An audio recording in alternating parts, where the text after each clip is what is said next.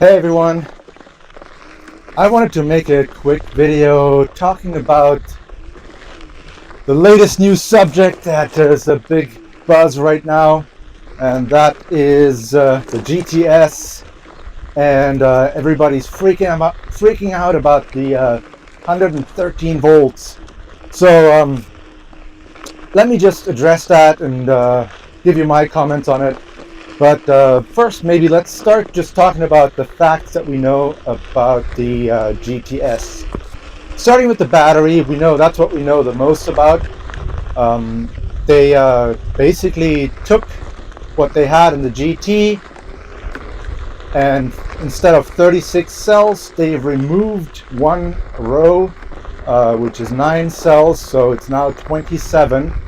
And they put them in series instead of having 2 in parallel. So now you have Approaching 27 segment, delete me, instead 44 of 18, meters. and that gives you the 113 volts, which is basically the max voltage that you will get in the Approaching first 5 segment, seconds delete of me, your ride, 3 and meters. then it goes down to, like, I think it's empty at 75 to 80. So that's your range that you're working with. So your capacity has gone down to about 80% of what the GT has. The cells that are being used are better quality cells than the previous ones. Not that the previous ones were bad. I mean, they were the best on the market a year ago, and now they have a new version of that, basically. That's the P45Bs, and they, even though the rating is still the same, they're still rated for 45 amps. In testing, it has been shown that the rating is actually more realistic, whereas the P42A, many refer to it as a real 35 amp. It should have been rated 35 amps. Oof. The ratings is one thing. The other thing is the BMS. The BMS is limiting your amps. So it could be that they're still limiting it at like 30 to 35 amps, but you would assume that they would up that a little bit, so at least to get you up to 40 amps. But they may not even need to. In theory, if you just look at the power numbers of the battery, the new one can put out up to 5,000 watts if not limited by a BMS, whereas the old one could put out a lot more than that, like way over 6,000 watts. But that is obviously limited by a BMS. So realistically, the old one was probably closer to whatever they claimed with their 3 horsepower. So we think it's about a 30 to 35 amp limit on the BMS. That gives you like 2,500, 2,600 watts. So that's closer to your 3 horsepower number that they were advertising. Now let's talk about the motor. What we know is that the hub size is still the same. So you still got your 6.5 inch hub, which makes sense. They've just come out with these new racing tires, so you would expect them to reuse that. The stator size is most likely the same. It looks the same in the pictures. The stick. Stator size is the same, but they did mention something about different windings. So you can wind the same motor for more speed or for more torque. And since they have all this extra voltage and they don't need us to go 50 miles an hour, they're probably winding the motor for higher torque and therefore lower top speed. When it comes to motor windings, there's not much granularity that you have. So they went from like a 6T to a 5T winding, or the other way around. I keep forgetting which way makes it torqueier. And that gives you 20% more torque versus speed. And that's actually what Tony did in the V2 versus V1 float wheel motor.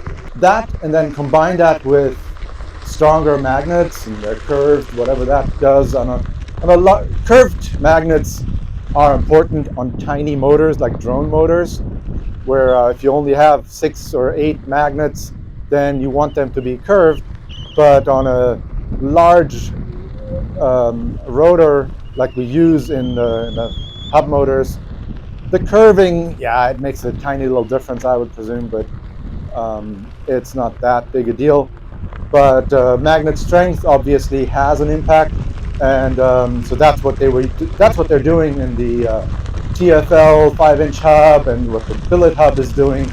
So they are using stronger magnets to give you more torque at the expense of top speed. So I would guess we get about 20 to 25% lower top speed and a 20 to 25% higher torque output at the same amps. That means that you put the same current in and you get 20 to 25% more torque out of it, which definitely helps with low speed climbing, for example. And yeah, so that's what we know about the motor. If you were to take a GTS motor and put it into a stock GT, you would see 20 to 25% lower speed than what you had before. Not pushback, because pushback stays where it is because FM. Yeah, so you would also get the higher torque in a stock GT, but your nosedive speed would be 20 to 25% lower. What's next? The controller. We don't know much about the controller. On the electronics side, it is likely that they are using MOSFETs that can handle up to 30S or 32S. Those are the commonly available ones. But obviously they chose 27S just basically due to the form factor and the space available in the battery housing, which also gives them a nice amount of headroom to keep it safe. So if you get voltage spikes when you're free spinning your wheel, it comes to a stop suddenly, your voltage spikes up pretty high, and the MOSFETs need to be able to handle that. This is one of the reasons why you don't want to run the maximum possible voltage on your controller, because doing tricks, you suddenly get mega spikes that kill your controller. That's that. The amp limits, they don't even need to increase the amp limits to give you more torque because of the new motor. But you would think that for a racing board, they would increase it a little bit. On the firmware side, we know that you get pushback at 25. We don't know what kind of pushback it is. So I don't know how comfortable it will be to exceed those 25, but I'm sure some people will be able to find the top speed of these motors. Now, the nosedive speed, I would assume, will be somewhere in the low 40s. And the GT, it is somewhere near 35 on a full battery, on a full charge. So because this is a 27S, your voltage is really high when you start out, but when you're finishing, you're at a voltage that is closer to GT voltage. And that means that your top speed will actually go down from 40 miles an hour to 30 miles an hour when you're almost empty. So keep that in mind. Now here's an interesting one. If you really want to go after top speed, what happens if you take a stock GT motor and put it into a GTS?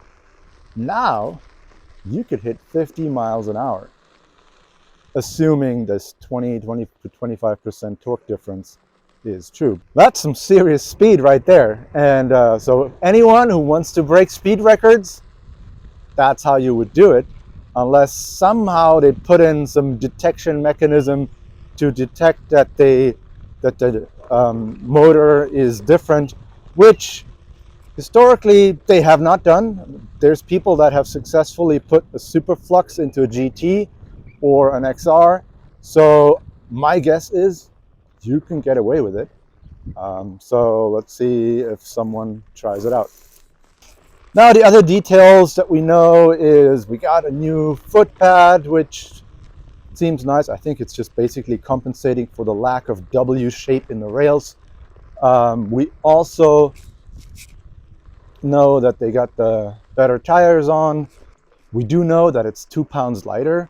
We also know it is the most expensive Onewheel ever, like by a large margin. So people putting... All right, so this is a really tricky spot. I don't know why I even stopped, but you see this kind of slow start right now? That is something that I bet even a GTS will not be able to do. By the way, I'm using a stock XR battery here, a little Fokker controller, but the Superflux motor, I mean, you can almost pull this off with a hypercore, but this is sort of the torque limit of the hypercore, this kind of hill. But as you can see, I was able to start on this hill. I didn't have to look for a flat spot.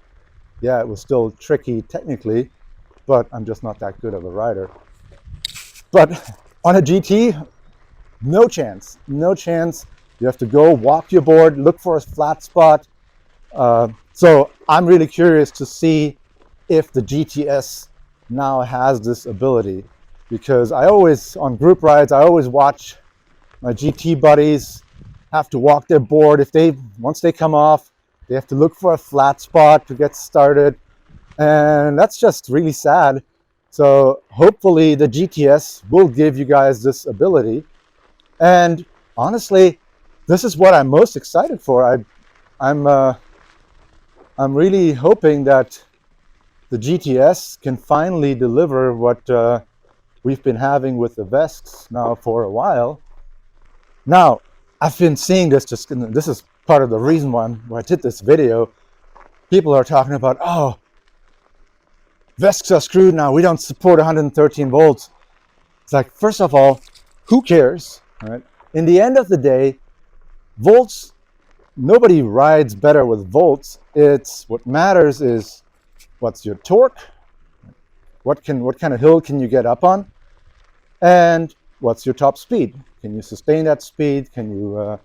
Is the board stable at those speeds? So, does it matter whether we reach those goals with higher voltage or by other means? Right? It obviously doesn't. So please stop panicking because VESCs don't support 113 volts. By the way, of course they support 113 volts. It's just that we haven't bothered trying to put that into a board. And we have access to controllers that go up to 30S, meaning 124 volts. One of them I know of should fit into the XR platform.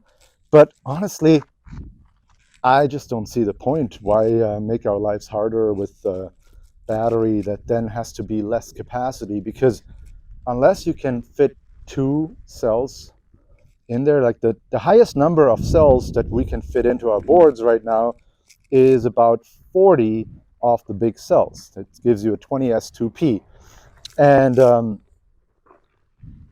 that gives you the most torque and the most speed and the most range.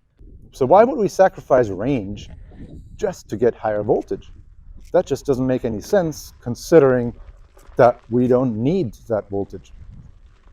By the way, with the Superflux, you can reach 40 miles an hour with just 84 volts if you wanted to. But who wants that anyway? So there is, for example, the Tronic 250R controller, which is a cousin of the little Fokker. It's like a beefed up version of a little Fokker. And that one can handle 24S in a Onewheel build. It may be a little bit borderline. I don't know if it will survive crazy tricks and stuff. But in theory, you can put 24S in there. But unless someone can build a 24S 2P, like, what's the point? If I stick 24 cells in there in a 1P configuration, yep, I can break speed records, but so what? Right? So, oh yeah, so this is my favorite curve right here. And I don't want to get into any pissing match or anything, but what I find interesting is that they take this curve and they somehow still admit that they have zero power practically at zero speed, which I think is just an effect of this silly graph. But in reality, I would want my graph to start a little bit higher at zero so that I can start on a hill and not have to look for a flat spot and build up some speed to make it up a hill. But this is just my thought. But anyway, this graph, maybe the next generation Onewheel will start a little bit higher on the left. And if we look at the graph too, what I noticed, it looks like the GTS series should be able to go twice as fast as an XR, but obviously it's not to scale. So this is my thoughts. Yeah, I'm really excited about the GTS. I can't wait to try one out at one of our next group rides. I hear some of the San Diego guys have already placed their orders, so hopefully I'll get to see those boards in real life pretty soon. Anyway, overall, I have to say I'm very impressed with Future Motion. They did a much bigger leap in technology than pretty much any of us anticipated. So it's really refreshing to see that they make, such a big move. And yeah, it's definitely exciting for everyone. And approaching I am segment also delete me, hoping to 48 see meters. more of these boards on our group rides. 9 meters. And it would be nice to have all these capable boards out there and being able to take them on San Clemente rides without people complaining that it's too hard or too steep and that the boards can't handle it, or that these are VESC only rides that I take people on. So yeah, I'm looking forward to trying one soon. By the way, one of the big questions everybody has is, yeah, if you have more torque, you kind of need to increase your ATR intensity in order to put that torque onto the trails. If your nose is touching the dirt, then torque does not help you much. So it needs to lift the nose in order to make it up some of those hills. And so I'm wondering whether that was done or if it still only works at high speed, where but they did mention something about low speed torque as well, so hopefully we will see that. And ATR is not just for getting you up hills, it also helps with downhills and basically making downhills safe.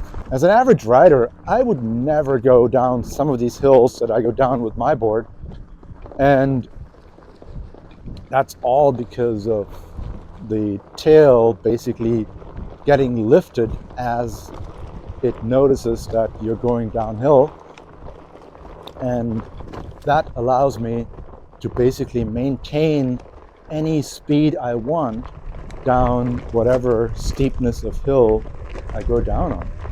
And hopefully Future Motion did some of that as well, so that the GTS is not just going to be great for people racing downhills, but also for the average Joe going down. Whoa! Hey buddy. All right, this is all. Thanks guys. Bye bye.